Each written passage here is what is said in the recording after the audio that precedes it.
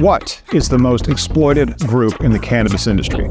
Is it the growers, from whose work all these wonderful products flow? Maybe it's the poor online influencers out there trying to get attention and raise awareness for a brand's products. Or what about us, the poor cannabis lawyers that fight over market share in the legal work for the regulatory minefield that is the cannabis industry? Maybe it is all the dispensaries hit with the double taxes because of the federal laws. Nope. Sorry, it is none of those. The most exploited group in the cannabis game has all of the highest pitfalls and promises. Unfortunately, the line tends towards more of the pitfalls. After a review of all the problems in the cannabis industry, we find the social equity applicants that win a limited license as the most exploited group. First, what is a social equity applicant? The definition changes from state to state, but often it requires you or someone in your immediate family being arrested for weed. That is the narrowest and least subject constitutional legal challenge definition of social equity. Those social equity applicants that win a license in a limited market state have the most to exploit. So it makes sense. Think about it. You can't even bring in a grower until you have a license, and there's no brand to market online with your influencers unless you have the license, nor is there any legal work to be done or unfair taxes to be paid unless you have a license to conduct the cannabis business. And who do they give these limited licenses to that may be worth millions of dollars on their paper alone? Social equity applicants, and oftentimes them alone. And boy, let me tell you, they do not have it easy, and nor do they get a fair deal for what they bring to the table.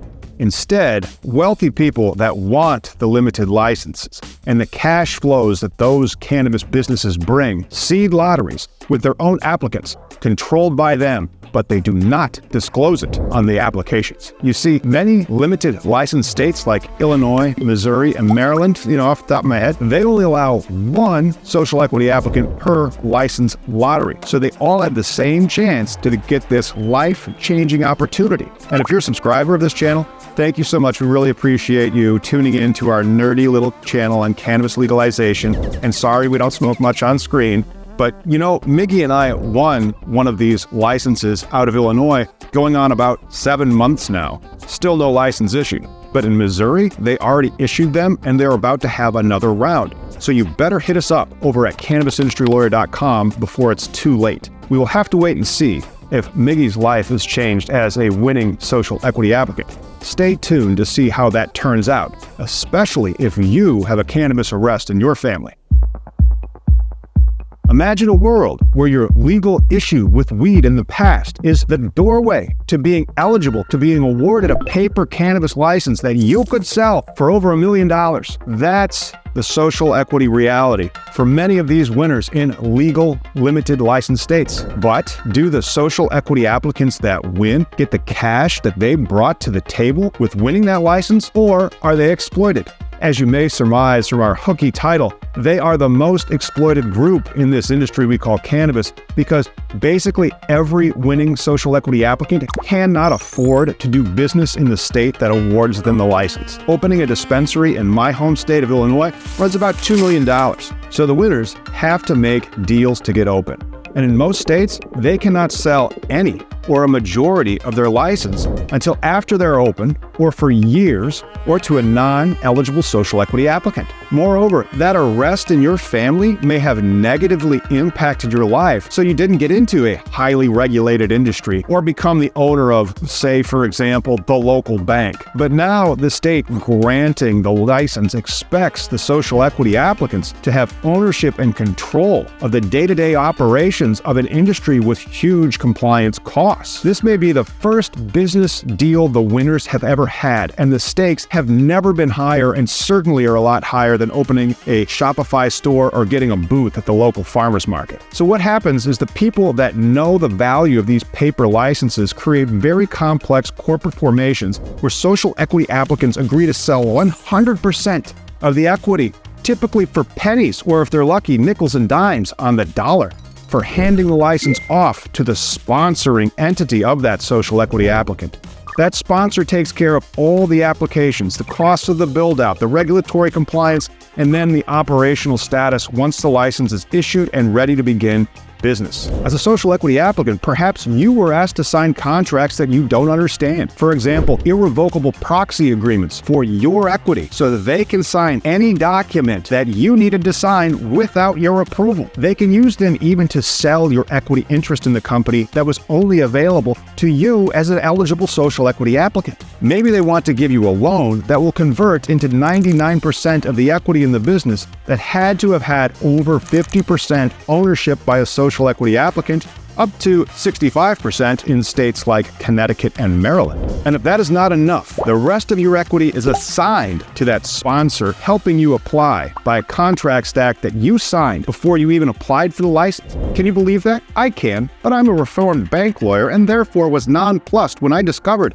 cynical self-interest in the cannabis industry. So it's no surprise that the wealthy will sponsor all these social equity applicants and have fancy lawyers draft up contracts, then not disclose themselves as owners or true parties of interest on the applications because you can only be on one application, and the equity percentage has to be compliant to even access the cannabis license. And the legal theory they use is that all of these deals are contingent upon you winning them the license and the approval of the state. Now that is what I call lipstick on a pig. The licenses are already bought and paid for, and the only person that can get it doesn't get fair value because they were already sold out before they even won at a discount. If they weren't already bought and paid for with legal enforceable contracts, then why can't you change the deal after you win? Because the fix was in since day one. From before they even applied, it magically became a valid and legal contract upon you winning them a license,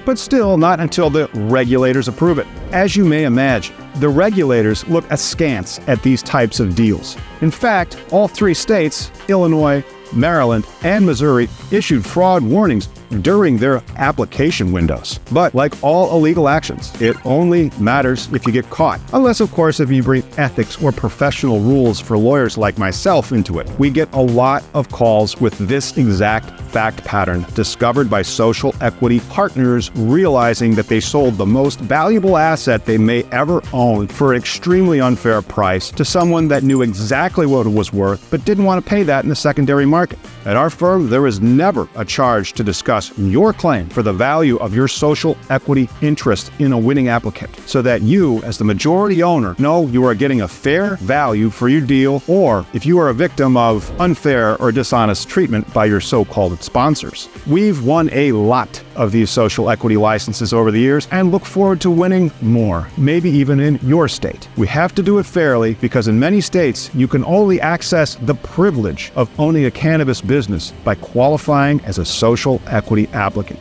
We have a unique method that took me years to discover on how to solve the problem of the most exploited member of the cannabis industry, but we only discuss it with qualified social equity applicants.